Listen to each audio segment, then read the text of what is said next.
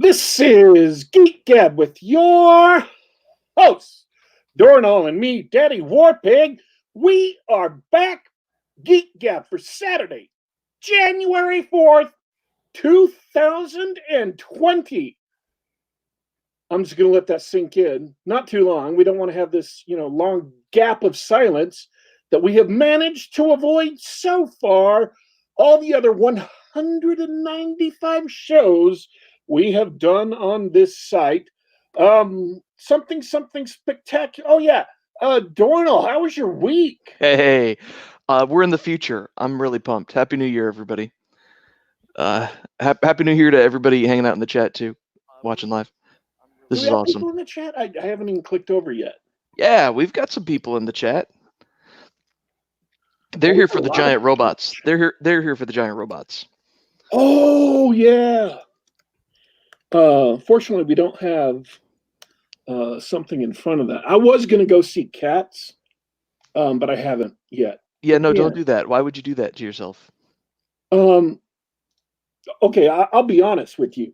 There was one scene that was so bizarre and so just like Kafkaesque body horror that it turned Cats from this merely colossally bad movie into maybe one of those movies that's like a genuine like torture to get through. Like you are watching movies on Iron Man mode. You have to sit there and it's the Vogon poetry of movies.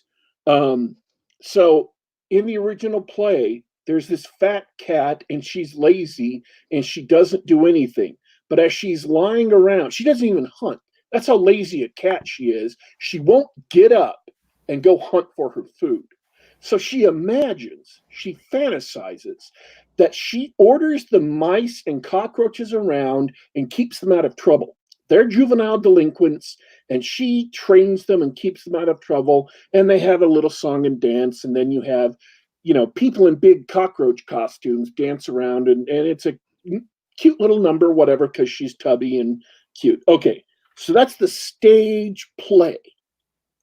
In the movie, you have this tubby cat who gets up and dances around, and then you have like inch tall cockroaches.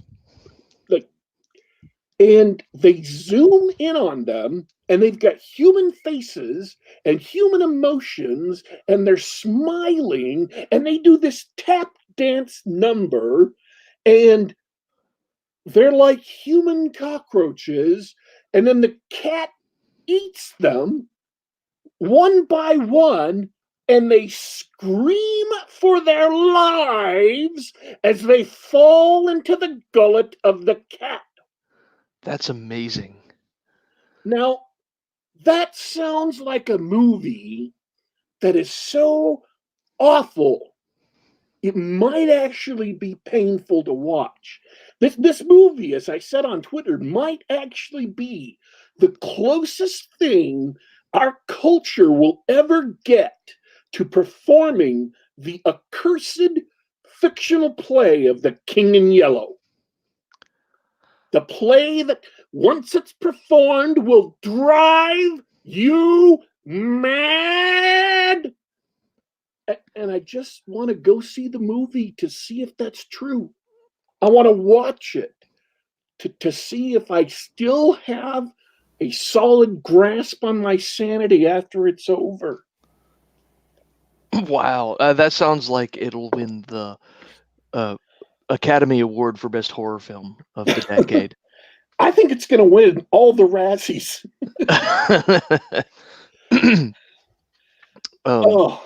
So yeah, I really actually want to go see it in the theater now because you're nuts. You're already nuts. There you go.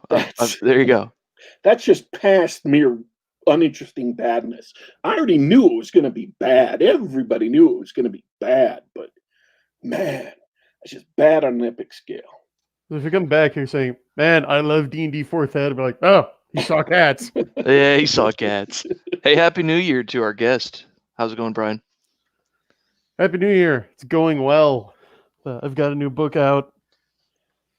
After after I don't want to say a long wait, but I will say it was highly anticipated. I've had people asking me for months how the story arc is going to end, and yeah, I finally delivered. It's exciting, and people are excited about it, which is good to see from the reviews. Oh yeah, everybody in the chat's excited for Mechs. Let me put some of these images up because you've been knocking them out. You and Artanon's hanging out in the chat. Yeah, really cool stuff. Respect. Let me put some Mechs up here on the screen. You've got on your page. I just want to jump right into this. On your page, you're collecting all of the mecha from your series, and you've got links to the to the Mechs, including the cool artwork. Like, boom, giant robots. This is what you guys are here for, right? That's what I'm here for. I aim to please. I'm afraid somebody's being shot next door, and I'm going to have to pause for just a second. Oh, that's a shame. I hope everyone's okay. You can talk about Mechs, and I will be back. Right. Press F for Daddy War Pig's neighbor chat. Oh man, rest in peace, Daddy War Pig's neighbor. That's a shame. So all right, mods are gone. What do you want to talk about? Giant robots. Giant robots. So I got this. I had a flight over the holidays. This is timing your book release for the holidays is perfect because people are traveling, they're on their plane trip and everything like that. And what can I say? I enjoyed it. It was easy to read, right? It fit well within a 5-hour plane trip, and it kept me engaged and ignoring any of the unpleasantries of modern air travel, and it was really exciting. I quite enjoyed it. So good timing on that release. Yeah, man. Let me just say, you're fast. I love hearing from readers about their reading experience, but you finished it in 5 hours. Like I couldn't finish my own book in 5 hours, but I mean, I don't recommend trying it with an ethereal, but yeah, don't do that. I mean, that could put you in a cat situation, not in terms of quality, but madness. So. Oh, okay. So I know we've talked about this before, but I'm really curious to know because as you sort of alluded to, it took a while for you to get this book out. But we did, and full disclosure, I did donate to the Indiegogo to help fund the finished product. Built a mech even, Yeah. and so it sounded like you pretty much had all the pieces in place. Now you're an outliner, so you already had the book outlined. So can you tell me about the writing process and how you got from that outline and the backer, the backer projects to the finished product? Because I'm a little curious about that. Yeah, I should say that the reason why it felt like sort of a long labor process with this story, not necessarily the book, is that CY40 Second Coming, as kind of hinted in the title, is the second half of what I think of as the Coalition Year 40 arc of Combat Frame XSeed, because in my original outline, Coalition Year 40 and Second Coming were one book. And like I announced to Indiegogo backers for the previous volume, well, I'm gonna split it in two, because as I was writing the second book, I realized, okay, I still got a ways to go here. So yeah, so I can either turn out like a 600-page tome like my earlier books, or I can do something that is more single serving size that you could read on a plane trip, but still get a complete story and release that as Coalition Year 40, and then give the second half of that arc the full treatment it deserves, and give everybody some answers and some closure. And that's what I did. So technically, the writing process encompasses the second and third books. That's what it took to tell this epic story. And based on the reviews, I think it turned out well. Yeah, that's great to hear. You're getting mostly positive reviews? All right, now it's got a perfect score on Amazon. Oh, I regret to inform you that I have not put my review in. Oh, I'll make. Is that a threat? well, he's got a habit of. We've got kind of a history here. press F for Brian's perfect review score. No, seriously. You just reminded me that I haven't actually put my review on Amazon yet, which I will. I'll take care of that soon. That's great. I'd invite anyone who's read it and hasn't left a review yet to go ahead, because I mean, nothing helps readers make informed buying decisions more than honest reviews. And yeah, I'm not worried about the score at all, because I know the quality of my work and I stand by it. Oh yeah. Speaking of reviews, we've got Castalia House in the chat where you're going to get a full review on their blog on Wednesday, apparently. Sweet, yeah, they've always been big supporters. And yeah, Nathan Ousley there in the chat. Thank you, sir. He's always been my guide star. I'm not abashed about saying that, because he's a serious reviewer who will tell authors what they're doing right, when they're doing right, and he'll tell them where they have room for improvement, when they have room for improvement. So yeah, I'm really looking forward to that review and seeing what he thinks. That's great. And totally, DJ, you got 2 campaigns of Build a Mechs out of it. How is it? Now it's fun. Speaking as a backer, it's really fun to go through the process and make the mech. But what's it like for you? Do you enjoy having people sort of take that design weight off your shoulders? I mean, your fans are paying you to do a tiny portion of your job, which is to come up with a new mech, right? How do you like that? Well, to give a nuanced answer, yeah, in one respect, it lifts a yoke off my shoulders. On another, it places an obligation on them, because now I've got to follow through and not just make it a throwaway cameo where, okay, yeah, now we cut to this mech like cooking some eggs or something, and then back to the action. But no, I love the process. It comes from my history as a GM. I mean, I'm a GM, you're a GM, Data War Pig is, and you can't really do that job effectively without enjoying the process of giving people some parameters and then letting them surprise you with their creativity. And that is what all of the BAM backers have done so far. That's what we affectionately call Build a Mech, me and Art and Nun and the DJ and the other backers. So the BAMs have been, I don't hesitate to say, the best part of the crowdfunding process, because I get to kind of oversee you guys, sometimes shepherd you a little bit, although none of you have really needed that much hand-holding in building a combat frame.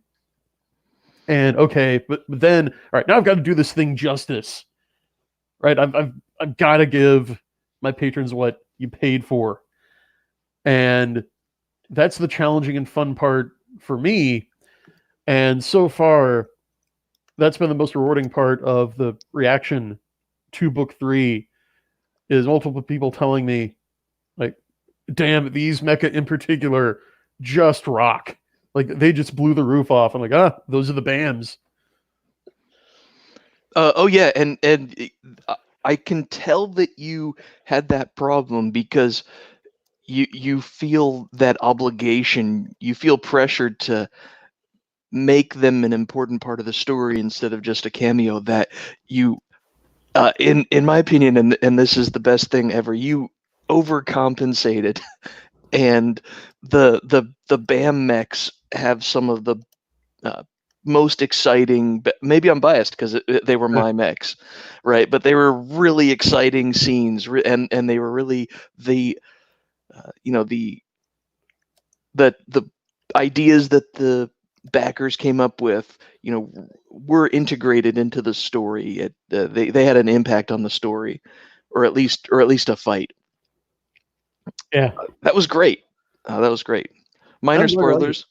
Like I'm supposed to avoid spoilers because Rawl's in the chat. He hasn't read it yet. okay. Yeah, but my build of mechs are the best. I'm just throwing that out there, guys. Well, like Ardenon himself in the chat is saying, incredible imagination from all of the Build-A-Mech backers in terms of design. And yeah, I'm hearing great reviews for yours, but also the 4 others. Because we had 5 this time. 5 in just this book. Yeah. Wow. I couldn't keep track. I remember seeing the Manticore, was it? Yeah. I remember that one and the others. Show them. They should see this one. This is wild. Yeah. Let's see the Manticore. Absolutely crazy. So if I go to, here's the Second Coming section, and this is the Manticore, and boom. That's what? I don't know who came up with that, but that's incredible. Yeah, that's go ahead. I thought my designs were coming out of left field. This one's nuts. I love it. And it fits with the setting. Yeah, because this is a terrestrial mech, right? Yeah, that one's like electronic warfare and long range fire support.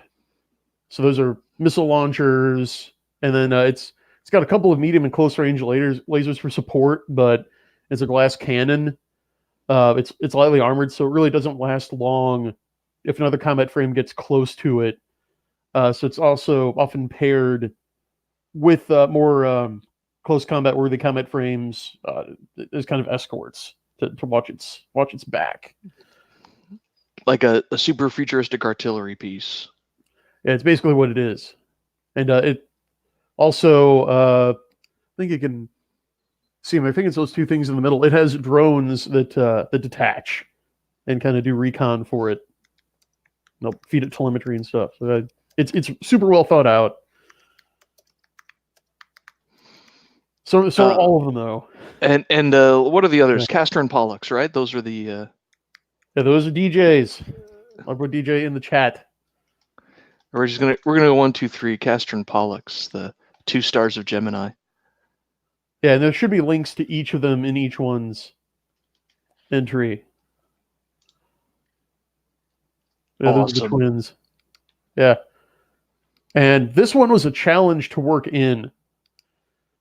But DJ and I came up with a creative solution because there are 2 other existing Comet frames in the book. Right? And the parameters he sent me for these were kind of similar to those. I'm like, okay, well, I don't want to double dip here. So, like, how do I explain this without saying that somebody's just kind of copying another mech design? So I'm like, oh, well, I'll tie it together.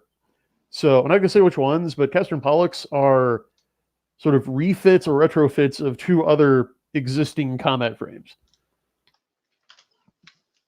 So they're kind of like evolutions of them. And story-wise, I thought it worked out really smoothly. And then there's their combiner, so there's their combined form. So we're going a bit more super robot with this one now, which was deliberate. So I love how he came up with that idea independently. It perfectly expresses the themes. Yeah, I just realized this one's going to be a tough one to listen to later. Huh. If on SoundCloud. I should mention for anybody listening in their car or something, next chance you get, go to your website, brianniemeier.com, and there's a link at the top that says Mecha, and it's got links to all these cool things. So if you're reading along and you've got a picture in your head and you want to see what the artist's impression of these mechs, these combat frames are, just check out all the links on that page. It's so cool. And a ton of fun building these things. I had fun. Ton of fun. They're joy to do. So, yeah, looking forward to doing more VAMs when we launch the Indiegogo for book 4. I think you've started a trend. All the Pulp Rev guys in chat, they're already plotting how they're going to build a mix in their future series. And I got to give a shout out to the others. Of course, there are yours, the Harvester from the previous book, and now the XSeed Reaper from this one. And then we had Crescentia for this one, which is the first sort of female themed combat frame. Yeah, I don't see the link to that one. I don't think you. Oh, there it is. Found it. And it should be all up to date. Yeah. It's not. Let me know. I'll fix it. I didn't see the new one. You just posted one today or yesterday. The Stefan. Yeah. Yeah. Yeah. We're not done with the Harvester, by the way. The Harvester's still around in this book. Oh yeah.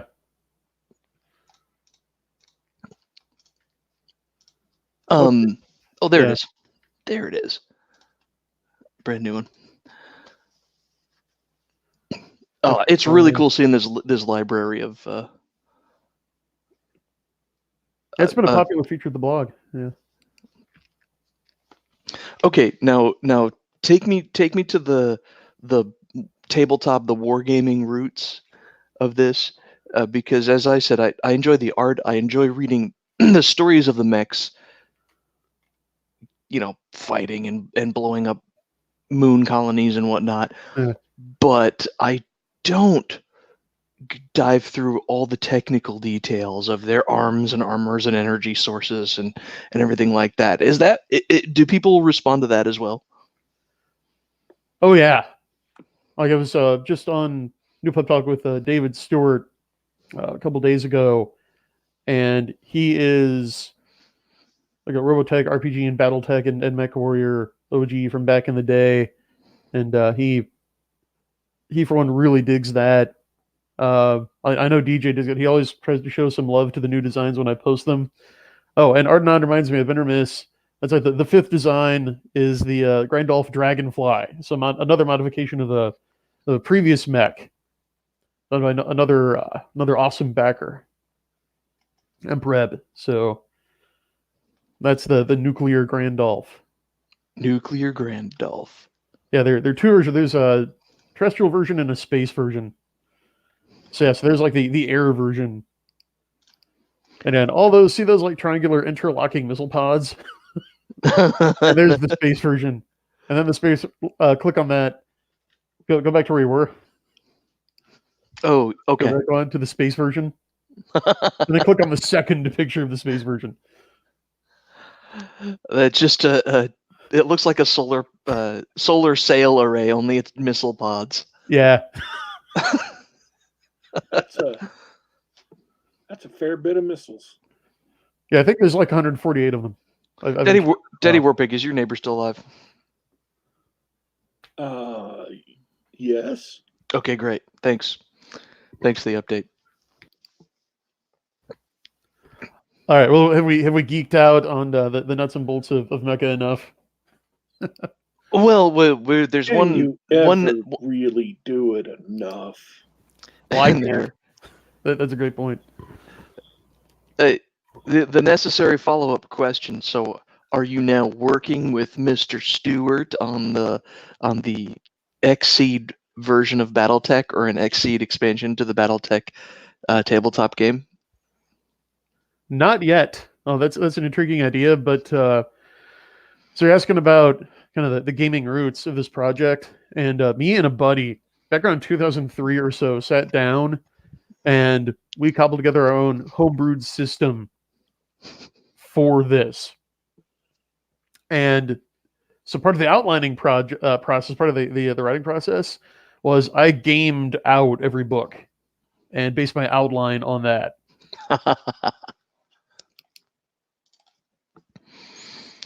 So we do have that system still intact, and that's another perk for backers. Is some point soon here when I get caught up, we are going to do this.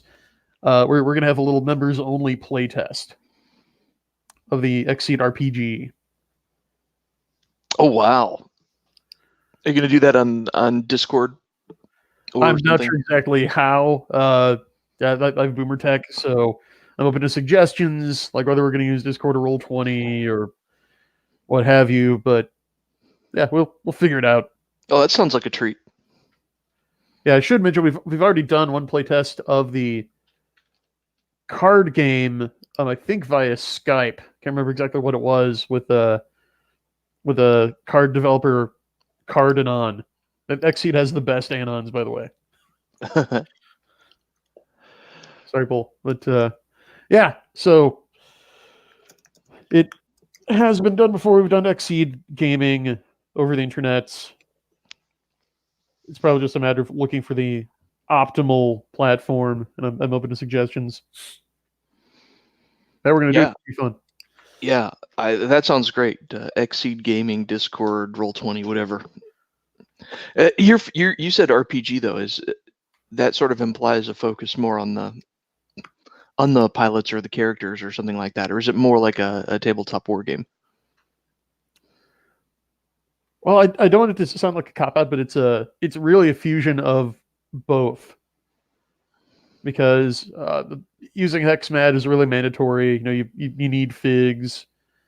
So the actual movement mechanics are very loosely based on Starfleet battles, but then it does have a system for pilot creation and for combat out of the mech, but there's less a focus on character versus character combat, and so the combat system is heavily mecha focused.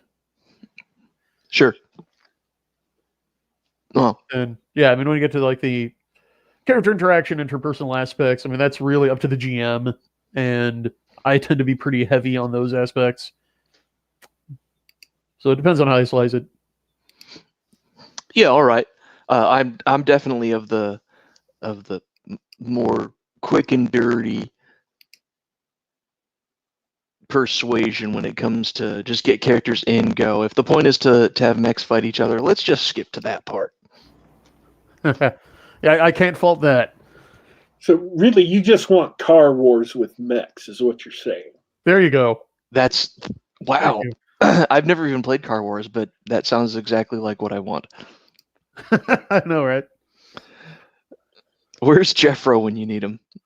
Yeah, where is he? Someone get him up.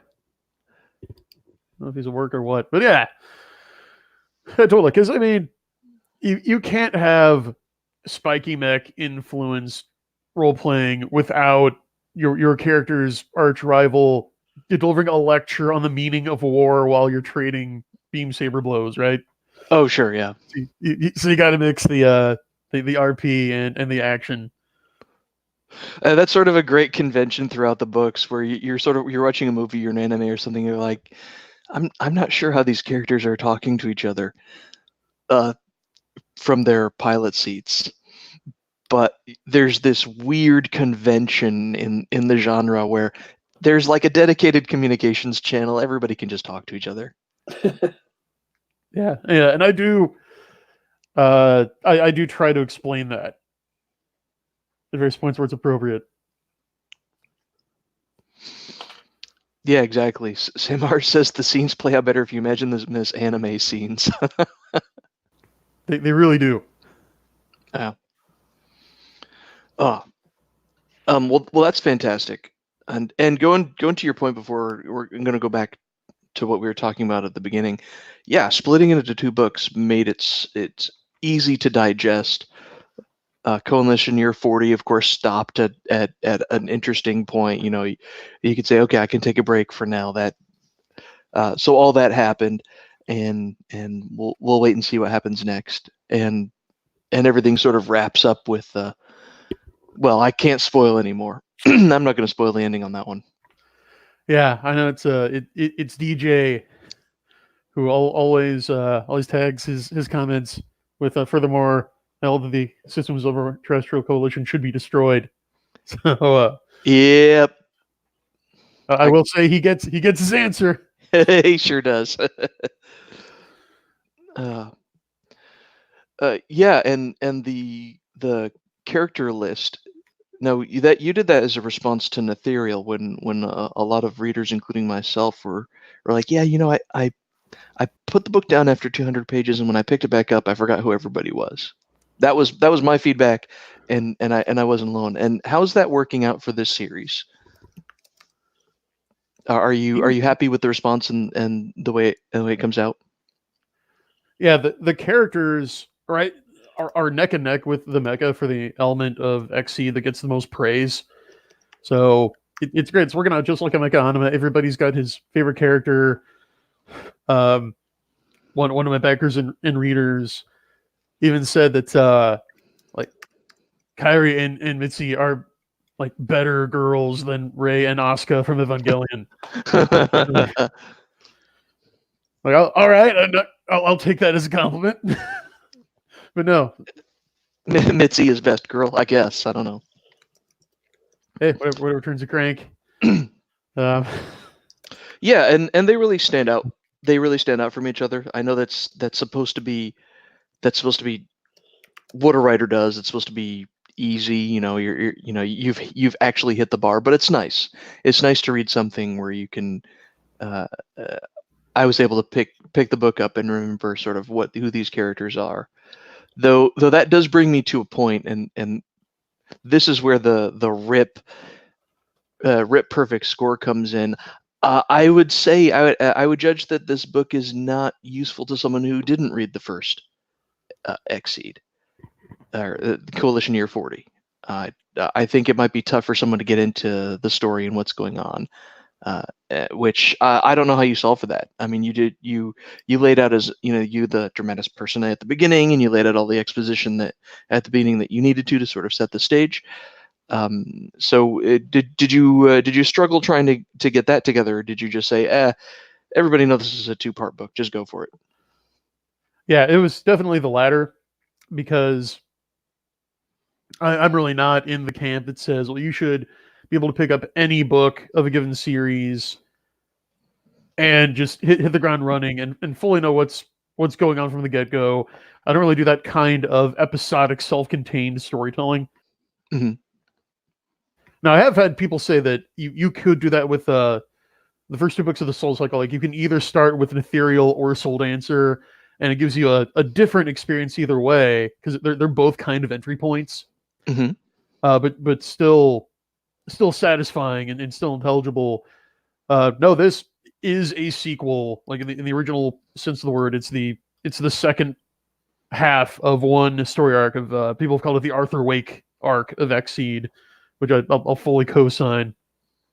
And getting back really quick to the direct question about the Dramatis Personae list, I got that from my buddy Jeff Dunteman, who's also a friend of the show. He's been on the Gab. Oh yeah, I remember him. Publisher, yeah. He read Soul Cycle and was like, yeah, I dig this, but I highly recommend doing this, which I did with my book, The Cunning Blood, which was a bit of a beefier, hard sci-fi epic, and it got positive reader feedback. Like, oh, okay. So I went back and added that to the Soul Cycle, and I've been doing it with XSeed all along. And I don't have any direct evidence that the DP list alone has enhanced reader enjoyment, but I think the proof of the pudding is in the eating, and people are really digging the characters, as you said. And by the way, we're on the Kairi versus Mitzi versus Morley best girl triad. I've got to take a mulligan on that, because my best girl hasn't come on stage yet, but I've posted hints in various places, if you guys are following me, and she's coming up in the next couple of books. So we got that. Oh, okay. Let's just say the term platypus enthusiast might apply. Yeah. There's that illustration that keeps popping up. I'm not sure who that's supposed to be, but You're not supposed to be sure. That's fine. She's not sure either, so it's okay. All right. Yeah. I'm just glad to know that isn't an illustration of. I was really embarrassed that is an illustration. Like, is this a character in the books? Because I don't recognize this character. Why do I keep seeing this illustration pop up? And I was too embarrassed to ask. No, that's fine. All right. So apparently we're gonna do all the Pulprev guys want in on this. So we're gonna do a Pulprev Best Girl 2021 calendar. Oh yeah. We're gonna keep Arden on in work. There we go. Oh well, I liked it. I'm really excited about it. I hope to get my paperback soon. You got the paperback copies out to backers now? I do. They're in the mail. So I should start looking for them like Monday and Tuesday. So they should start hitting. What about someone new, or if I wanted to get one as a gift, can we still get paperback copies? Yeah, absolutely. You can get paperback copies of all of them through Amazon. Oh, okay. Okay, I do have that link in the show notes already. Thank you. Oh, awesome. I'm out of questions. I just want to stare at my Reaper picture for longer. This is amazing. Let's just take some time to appreciate its majesty, its beauty. Does this mean you're going to make me ask questions? Yeah, that was my subtlest way to get you to ask some questions, I DW. knew that was coming. Could sense it. There was a disturbance in the force. I'm not even kidding. I could feel the conversation going in a specific direction. I thought, it's about the time in the show where he asks me to ask something. I looked at the clock and I thought, yeah, down to the minute. Almost. So, no, I did have I want to take a step back, though. Take a step back from the books, take a step back from the mechs. Unless there are other really cool things you want to tell us about those, because there's something else I'm kind of interested in. As the series has gone on, because we had Nick Cole on the show, 3 weeks ago? Yeah. I love Nick. Talking about all the new releases. They just dropped like 4 books in 2 months. Nothing for 5 months or so. And they dropped 4 books in 2 months. None of them from Onspach and Cole, but, working with other authors. I think, Fox, et cetera, et cetera, et cetera. And what he was talking about that I wanted to ask you about was it is highly unusual as you're going along in a series for a specific series to gain readers, to gain readership. And Galaxy's Edge did that.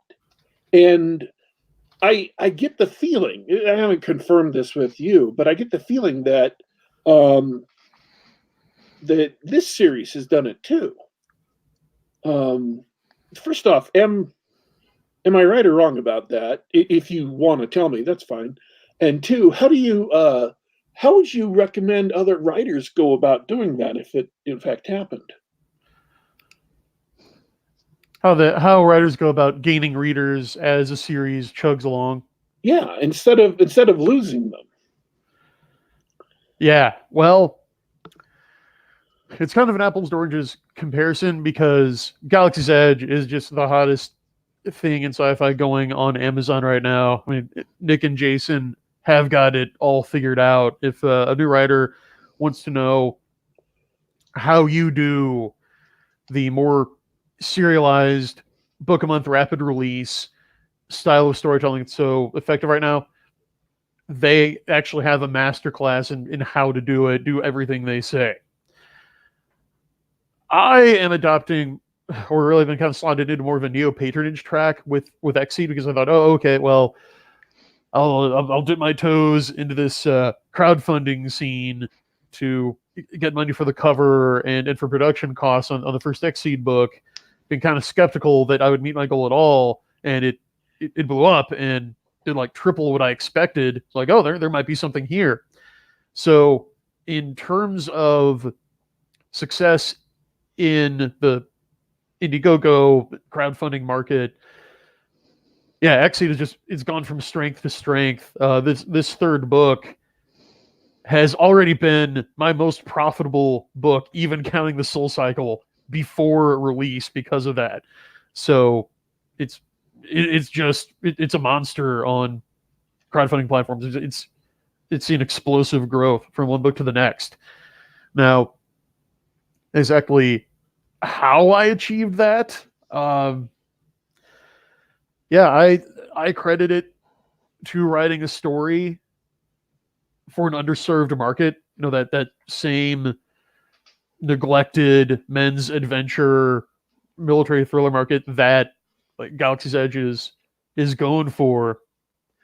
And also one thing that was interesting to me was kind of like John was saying, was that the third book, even though it is the second half of book 2, and yeah, I would highly recommend reading book 2 before you read book 3, so you don't get lost.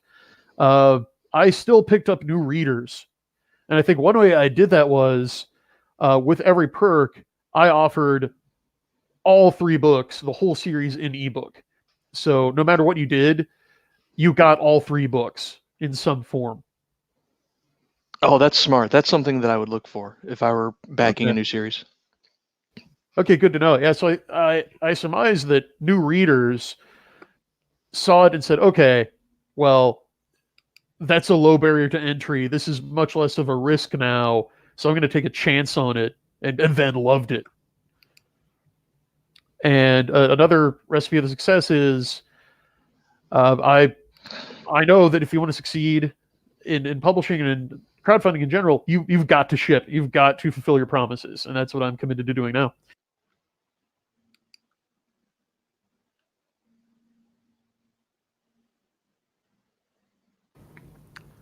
I'm just trying to encapsulate that. So basically, you made it easy for them to pick up all the back books. So it's not like they were just picking up the middle of the series. They're like, oh, okay, I can pick up this book and everything, earlier. Yeah. And get caught up with everything. And then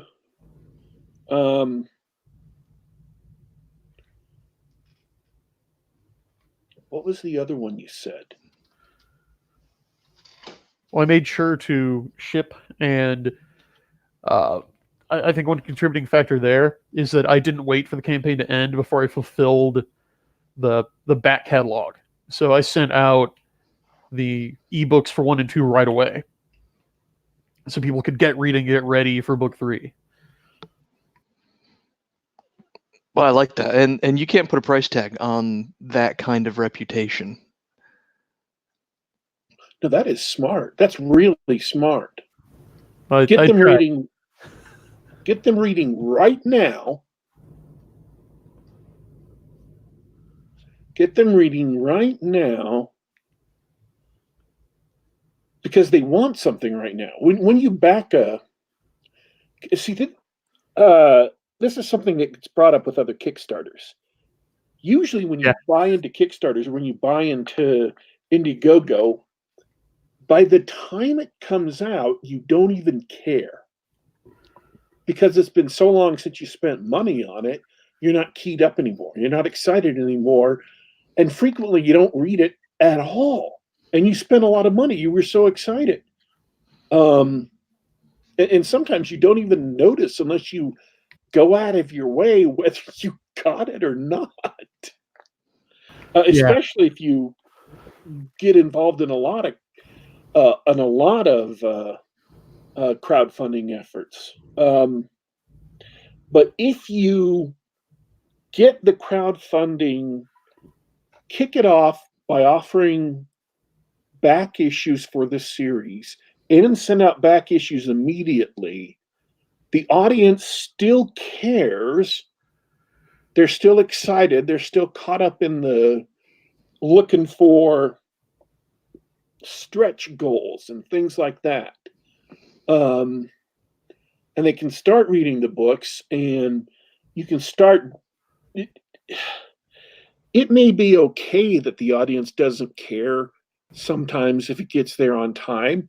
It may be okay if they don't care whether they even got it on one level, but you're never going to convert them to a reader unless they read it.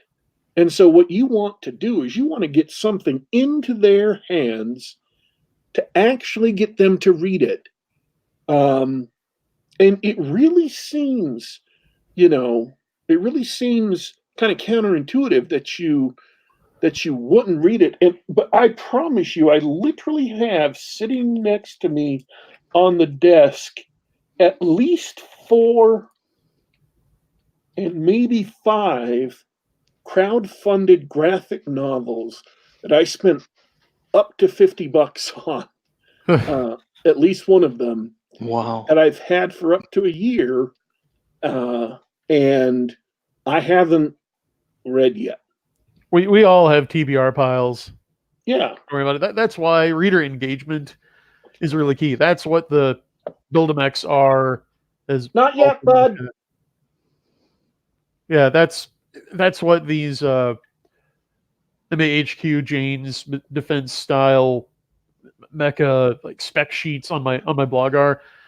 I always try to be talking to my readers and showing them, hey, here's what's next. Here's what I'm working on. Here's when you're gonna get your product. Hey, I would like your input on your product, because that's another part of the BAM's success I want to touch on is all authors make choices, but confident authors let readers make choices. So you're just openly acknowledging the collaboration between both halves of the equation that always happens anyway.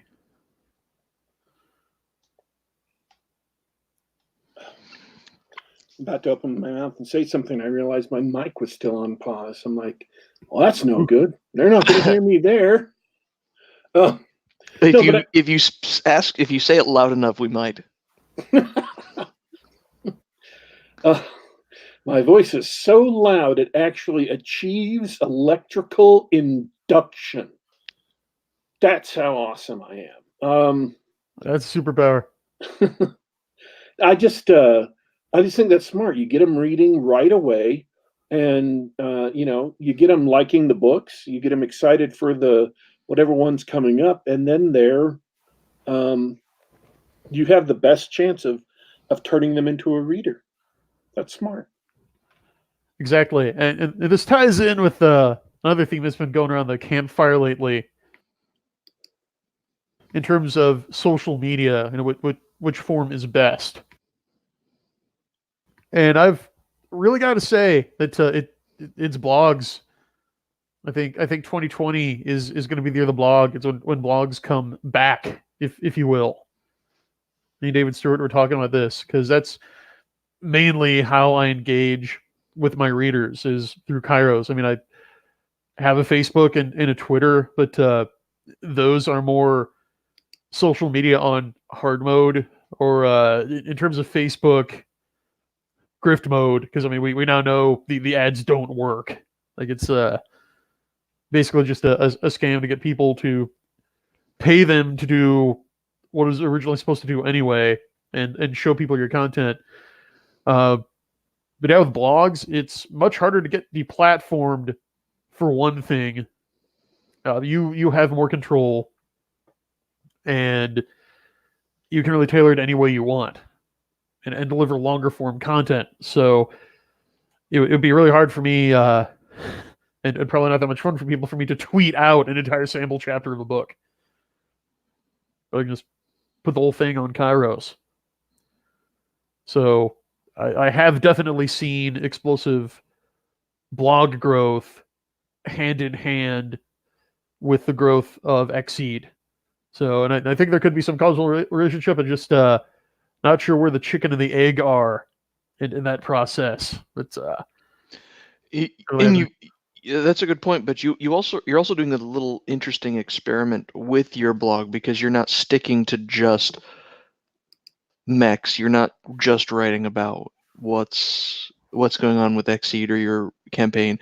You're also diving into topics that are just personally interesting to you. You know, ongoing culture wars, or Christian theology, or whatever else comes up. Does that coincide with any traffic? What are the numbers on those posts, or what are the trends with those posts?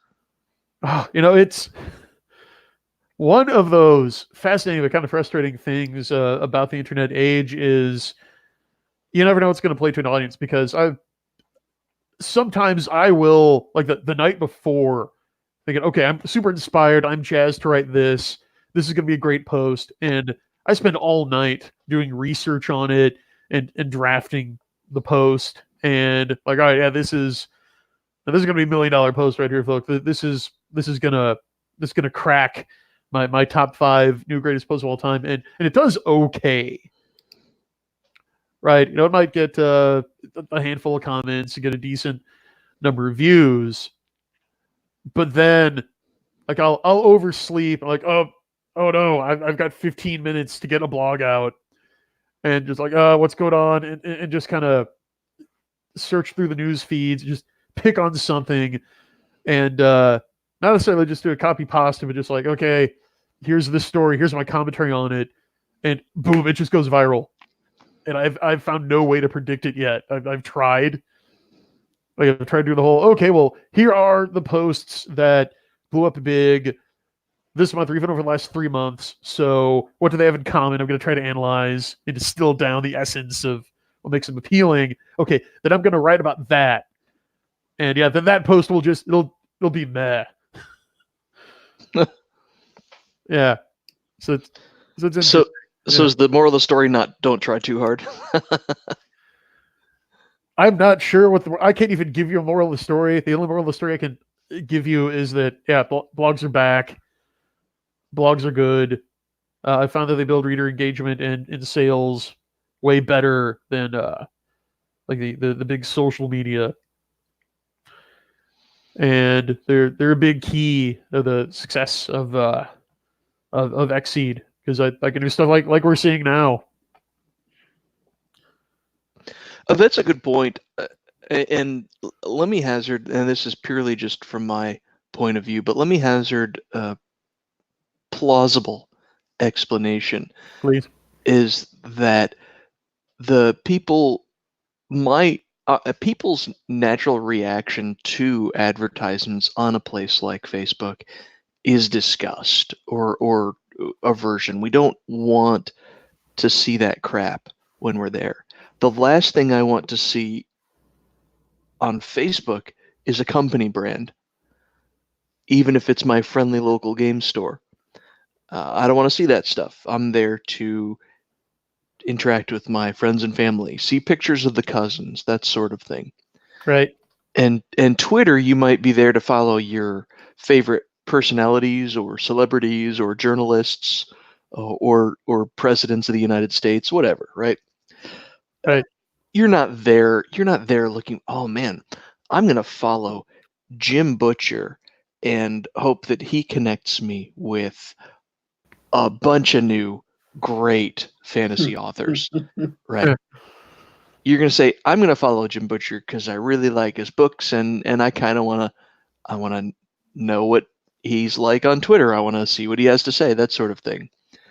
Or I want Senpai to notice me. Yeah.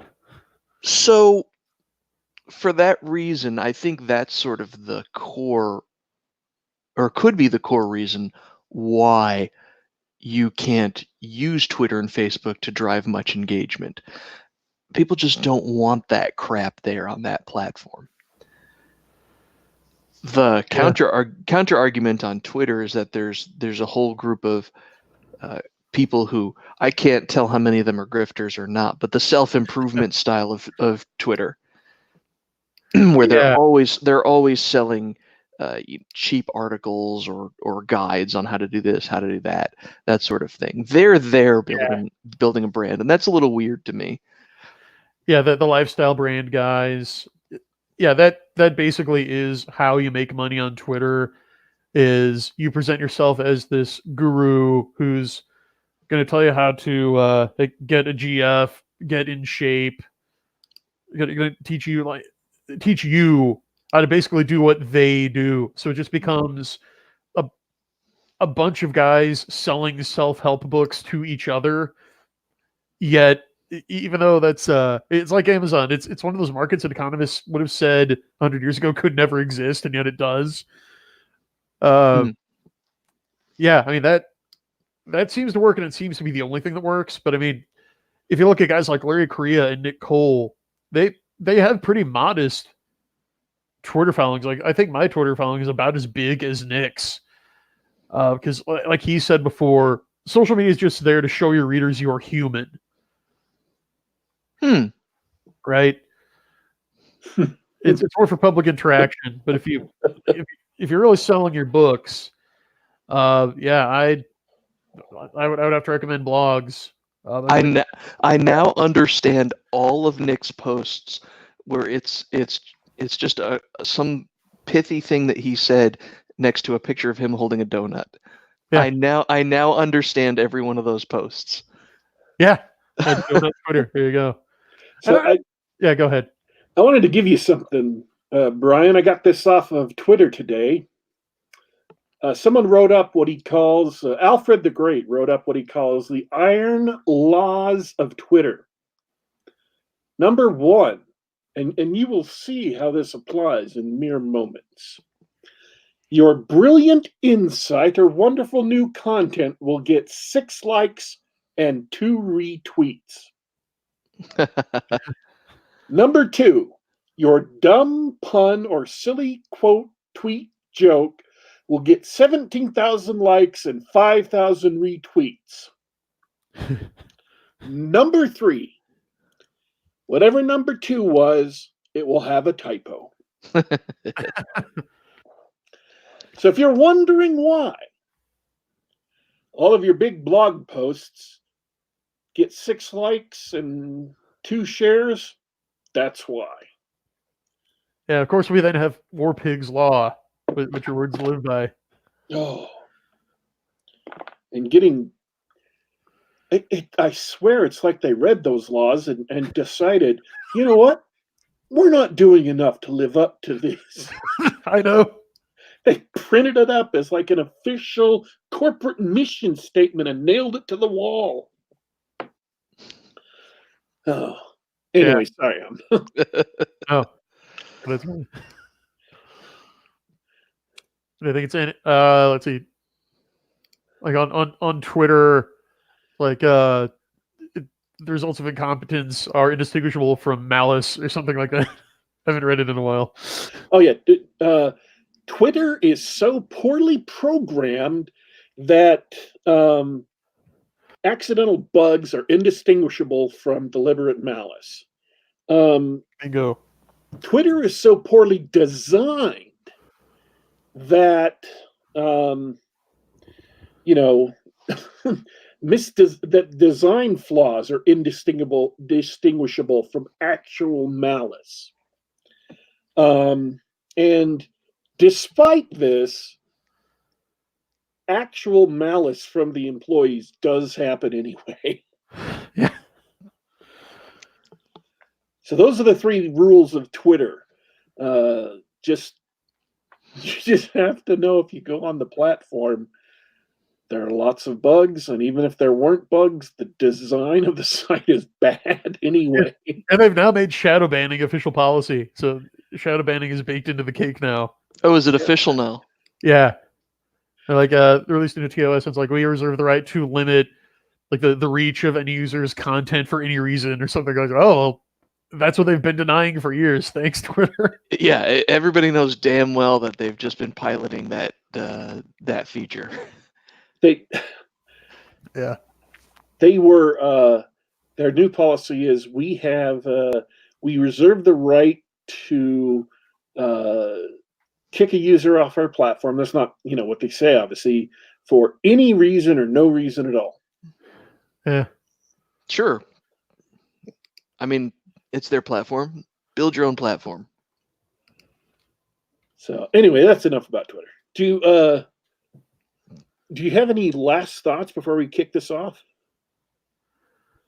Wait, that's the wrong phrase, isn't it? That means start something. Yeah, kicking it off is starting something. Kick it off the ledge to plummet to an ignominious demise.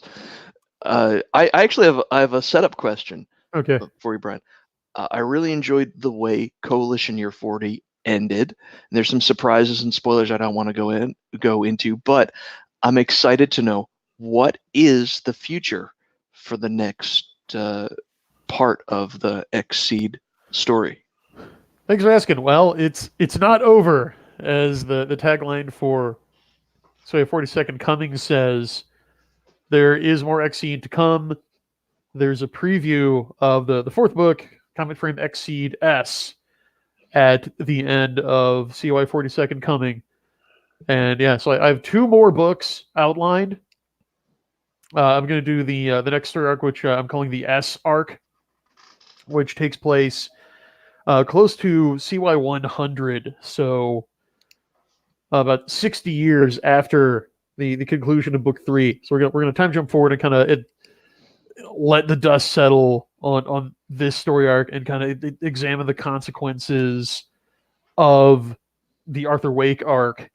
And yeah, then I'm just gonna pick the reader up and just throw you into the hot and heavy combat, because we're just going full on war mode for the next 2 books. Also, there will be at least one platypus, so you got that to look forward to. Future cyber platypus. I love it. He's venomous. So we've got links to your books. Amazon. You can get the ebook or the paperback. You can get all your ebooks. I've got that link in the show notes. I liked it. I really liked this last book in particular. I really enjoyed. But you have to read them all to get the full enjoyment from it. Yeah, I tried to give you a complete story in each one, and I think you'd agree that each XSeed book does have a definite beginning, middle, and end, and you get at least some closure, even though the second one does end on a cliffhanger. Mm-hmm. But book 3 really draws it all together. Like, it's the natural conclusion of the first domino that was knocked over in the first book. I agree. Beyond that, any last thoughts for us? Yeah, thanks for having me on. Thanks to the chat. Thanks to all my readers. You're letting me live the dream, and I appreciate it. And as long as you stick around, I'm going to keep giving you great stories. Cool. It's always great to have you on. Likewise, thanks to everybody hanging out in chat, talking. Thank you to everybody listening live. I'm done for today, Daddy Warpig. It's all yours. You done? You got nothing? I'm spent. What can I say? Spent. Exhausting. I can just see you tossing your camera aside. Headset's already on the floor. F this, I'm out. Well, I personally would like to thank everybody who came and listened live to the show and participated in the chat, or everybody who came in live to the show and didn't participate in the chat. I also want to thank everybody who is listening to the show later via, let's run it down. You can listen to this show live and join us here on youtube.com/GeekGab. That's youtube.com/GeekGab. Or you can catch a show later at the very exact same place. No problem. And while you are there, be sure to give us a like and a subscribe and ring the bell so that you'll be given all the notices of when we're going live, so you won't miss a single stupendous show. You can also listen to us on the Google Play Store, on the iTunes Store, and on SoundCloud.com. We are available on the platform of your choice for your convenience. This has been Geek Gab for Saturday, January 4th, 2020. We have to leave you for today, but don't you worry, don't you fret. We will be back.